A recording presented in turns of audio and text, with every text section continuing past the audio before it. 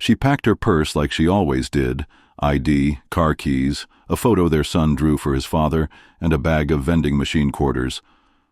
Kimberly Miles had been making that drive every Saturday for 7 years, 4 hours each way.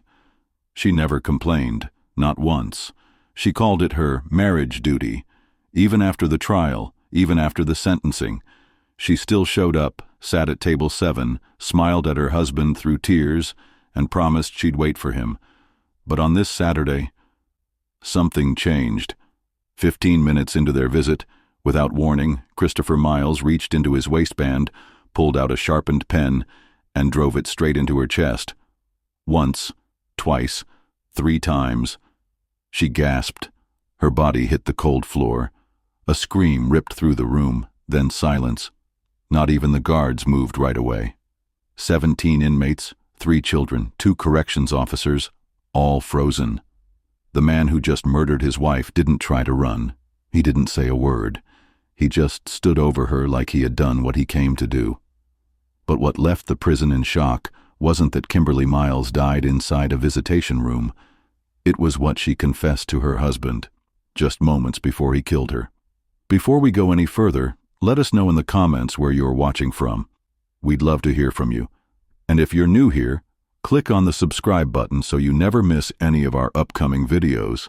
If you think you understand betrayal, wait until you hear what she revealed in her final 5 minutes. His name was Christopher Miles, 39 years old, serving an 18-year sentence for aggravated robbery with a deadly weapon. He wasn't a model inmate, but he wasn't a problem either. Quiet, kept to himself, didn't join any gangs, didn't get into fights, and every Saturday, like clockwork, he sat at table 7 with his wife, Kimberly Miles. People called her Kim. She never missed a visit. Rain or shine, holiday or weekday, Kim showed up, same seat, same soft voice, same pressed blouse. They held hands across the table. Sometimes they laughed, sometimes they cried. From the outside looking in, it seemed like the kind of loyalty most inmates could only dream of. She was his anchor, his only connection to the world outside those concrete walls. And then he killed her. No warning, no argument, no signs of stress. Just one sudden movement across the table, and she was gone. So what happened? Why would a calm, collected inmate stab his own wife in front of half the visitation room? What was Kimberly hiding from him? And more importantly, why did it come out there, in that moment, in front of everyone? The answers would unravel everything we thought we knew about their marriage, and it would reveal a secret so deeply buried it didn't just cost Kim her life, it shattered lives on both sides of the prison walls. Christopher Miles was 32 when he was sentenced to 18 years for armed robbery. Not a gang member, not a repeat offender. He was just a long-haul truck driver who got caught up in the wrong company, made a reckless decision with 2 other men, and ended up holding a cashier at gunpoint. No shots fired, no one hurt.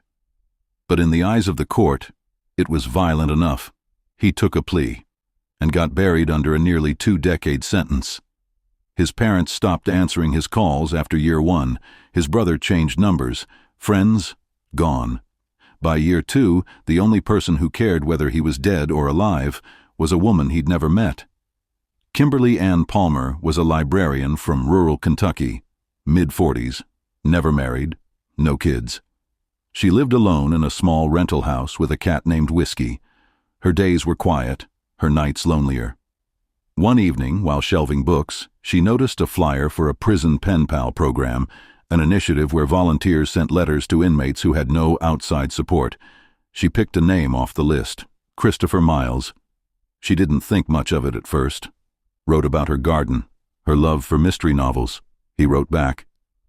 And for the first time in years, Chris had something to look forward to. Their letters turned into weekly habits, hers neat and careful, always signed with a heart, his messy but thoughtful. They talked about everything, music, faith, regrets, hope. After 9 months, she visited. That first meeting was short, just 30 minutes. But something clicked. Chris told the chaplain later that night. She looked me in the eyes like I wasn't garbage. Over the next year, their bond deepened. She brought crossword puzzles and peanut brittle. He saved his commissary credits to buy her vending machine coffee. And eventually, he asked her to marry him. She said yes. The prison had a formal marriage program, background checks, counseling, and approval from the state. A volunteer chaplain officiated the ceremony. No rings, no kiss, just a handshake, a signature, and two people who believed they found something rare. Love behind bars. Kim's visits became a routine. Every Saturday, same time. She never wore makeup, always carried a clear bag with tissues, mints, and a paperback. They sat at the same table, table 7, smiled, talked, sometimes laughed. They were affectionate but careful, no touching beyond what the rules allowed. And when the guards gave the 5-minute warning, she always leaned in and whispered the same thing. "I'm proud of you. Stay strong." To the other inmates, it was unusual, but oddly inspiring. In a place where time stands still, Christopher and Kimberly Miles looked like hope in motion. But the truth was, not everything shared in those letters was honest, and not every visit was what it seemed, because while Kimberly loved her husband, she also carried something into that prison every Saturday, a secret she was too afraid to say out loud, until the day it spilled out and got her killed.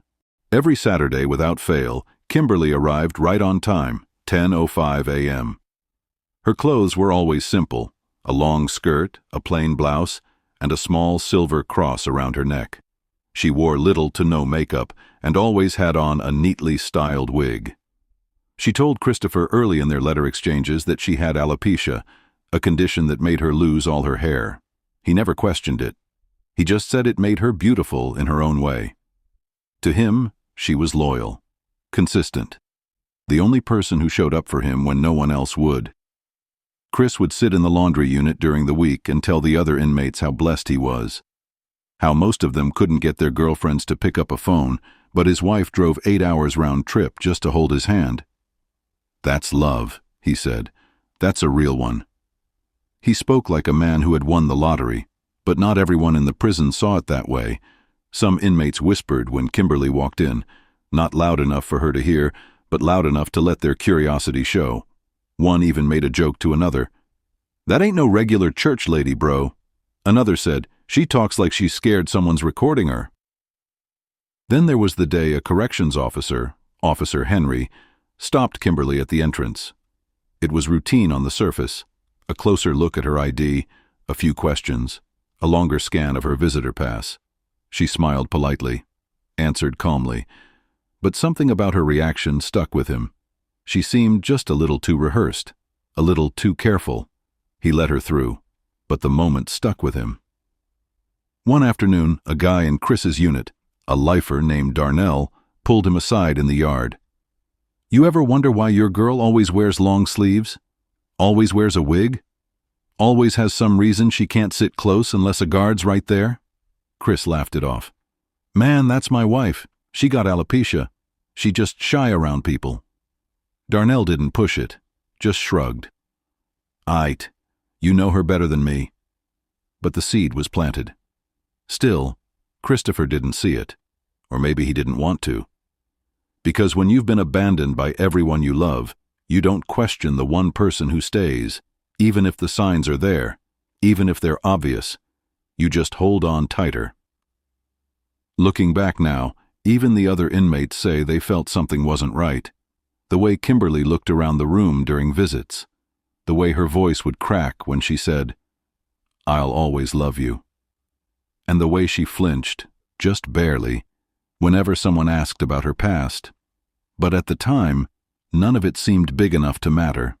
It was just odd, strange, not worth ruining a good thing over. And that's the thing about secrets. You can hide them behind kindness. You can cover them in routine.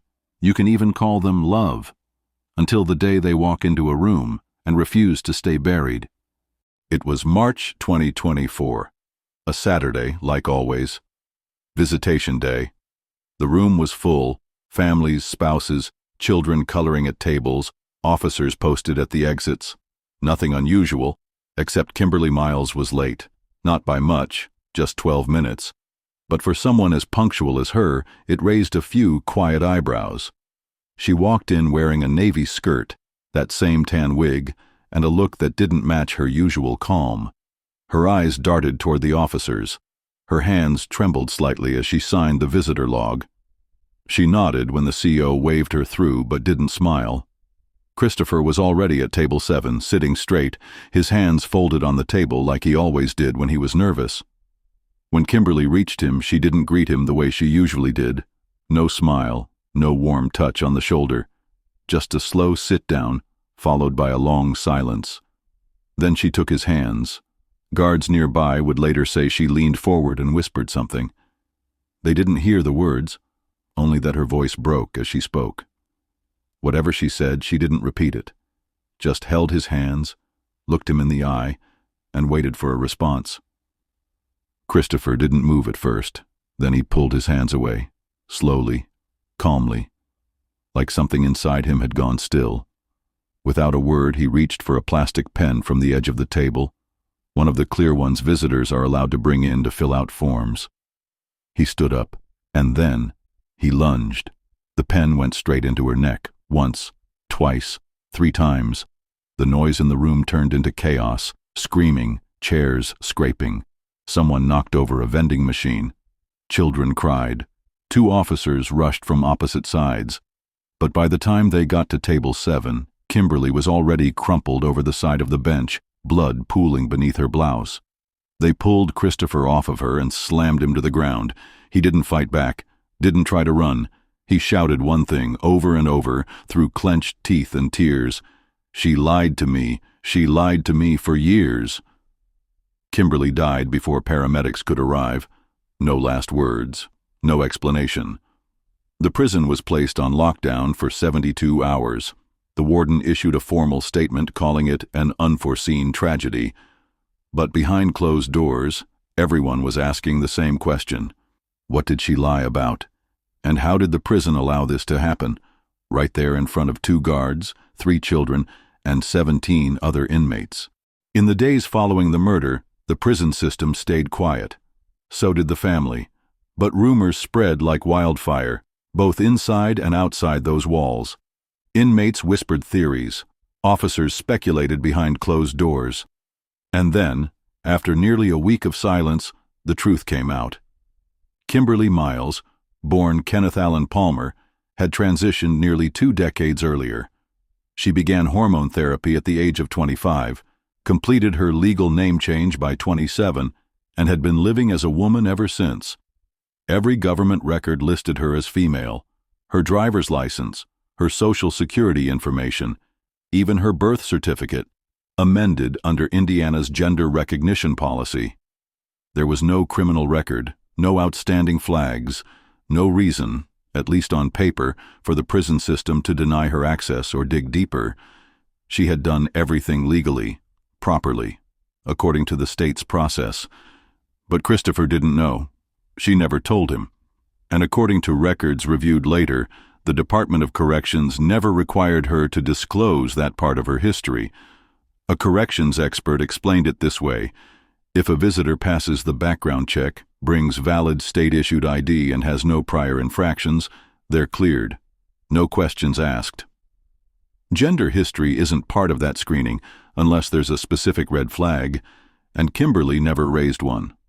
From the prison's perspective, she was a legally recognized spouse with full visitation rights. She followed every rule, every procedure. Her marriage to Christopher was processed through the proper state channels. No red flags were raised because, by policy standards, there weren't any. But to Christopher, it wasn't about policy. To him, it was betrayal. Everything he believed about their relationship, every letter, every visit, every promise, was suddenly under question. He thought he knew her. He thought she had saved him. She thought her truth wouldn't matter. But in that room, it did. And in his mind, it destroyed everything. The guards said she whispered something before he attacked. That part was never confirmed. But what we know is this: whatever she revealed at that table, it was the first time Christopher heard it, and it cost Kimberly her life. The murder of Kimberly Miles sent shockwaves through the prison system and beyond. Christopher Miles was immediately placed in solitary confinement, then formally charged with first-degree murder. The prosecution moved quickly. The evidence was overwhelming. Eyewitnesses, security footage, the murder weapon still in his hand. But the trial wasn't just about what happened. It was about why it happened. Christopher's defense team painted a picture of emotional collapse. They argued that he'd suffered profound psychological trauma, triggered by betrayal and public humiliation, that the murder wasn't calculated, but the result of a man pushed beyond his breaking point. A man who had spent years in a cage, clinging to the only thing that gave him hope, only to find out it was never what he thought it was. But the prosecution wasn't moved. In court, they said, "This was not a man who snapped, this was premeditated. He didn't bring a knife, but he brought his rage, and that rage killed her." Psychiatric evaluations were ordered. Christopher was found mentally competent to stand trial. The reports showed no previous history of violence toward women, no hostility toward LGBTQ individuals, no psychiatric diagnosis that would explain a dissociative episode or sudden psychosis. In fact, psychologists noted that Christopher had long suppressed feelings of abandonment and fear of deception, making Kimberly's confession, in his mind, a catastrophic betrayal. But then came the revelation that changed everything. 1 week before the murder, Christopher had received a letter. Anonymous, no return address, just a few lines written in shaky cursive. "Your wife ain't who she says she is. Ask her about her past, about before the name change." At first, Christopher thought it was a prank. A jealous inmate, maybe. Someone trying to stir up drama. He didn't show it to anyone. He never responded. He crumpled it and tossed it in the trash. Until visitation day, until she told him herself. In the final days of the trial, the origin of the anonymous letter was uncovered. It had been sent by another inmate, a man serving a 12-year sentence in a neighboring unit. Records showed he'd also been corresponding with Kimberly, months before she married Christopher. She had stopped writing him after she got engaged. He'd written the warning letter out of spite. The jury deliberated for just under 4 hours. Christopher Miles was found guilty of first-degree murder. He was sentenced to life in prison without the possibility of parole. He now resides in a maximum security facility, alone again. No visitors, no letters, no more Table 7. In the end, a secret kept out of fear became a death sentence. For Kimberly, and in a way, for Christopher too. One moment ended 2 lives, one by force, the other by consequence. What began as love through letters and quiet devotion turned into a tragedy that no one saw coming, yet somehow, everyone could feel building. Was Kimberly wrong to hide her past, or was she just trying to protect the only love she'd ever truly known? Was Christopher's rage the act of a cold-blooded killer, or the collapse of a man raised in silence, caged in loneliness, and desperate to believe in something real? There are no easy answers, only hard questions. Would you forgive someone who hid something that big, or would it break you too? Comment below. Should prisons be required to run deeper background checks on all visitors, even spouses? We'd love to hear what you think. And if this story moved you, subscribe now, because next we're telling the story of the inmate who thought he'd found love, until he learned his wife was married to 2 other prisoners at the exact same time. You won't believe how it ended.